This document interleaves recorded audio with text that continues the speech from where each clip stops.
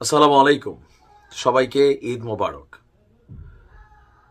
কাছে দূরে যেখান থেকে আমাকে আজকে দেখছেন, আশা করি সবাই পরিবার নিয়ে ভালো আছেন।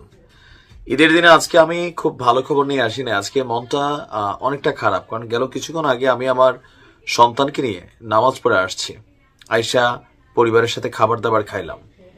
নিশ্চয় আপনিও দেশে বিদেশে যে যেখানে আছেন পরিবারের সাথে কথা বলছেন, খাবার দাবার খাচ্ছেন, নতুন পোশাক কিনেছেন সন্তানের জন্য, কেউ মোবাইলের মাধ্যমে দেখবেন অথবা কেউ সরাসরি নিয়ে সন্তানকে ঘুরবেন।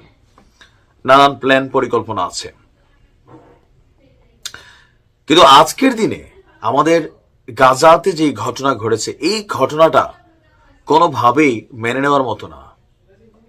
আমাদের সন্তানগুলা, গাজার সন্তানগুলো ঈদের নতুন পোশাক পরেছিল, ঈদগাহে গিয়েছিল, যেই ঈদ শেষ করে বাড়িতে আসবে নতুন পোশাক পরা, বন্ধুদের সাথে খেলাধুলা করবে, ঘুরবে। তারা ঘুরছে এই মুহূর্তে জান্নাতের পাখি হয়ে।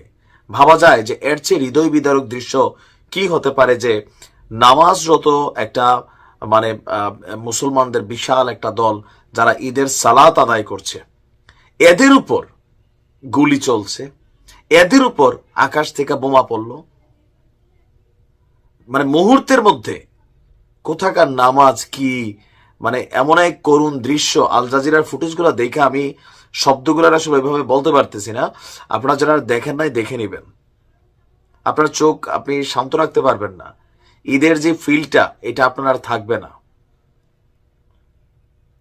কিন্তু আমাদের আরব রাষ্ট্রগুলোর ভূমিকাটা কি?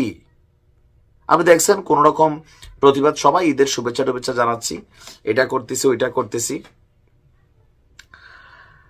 তথ্য বলছে যে আপনার আল মাওয়াসি এলাকায়, আল মাওয়াসি নামক এলাকায় ঈদের সালাতুল জামাত চলছিল।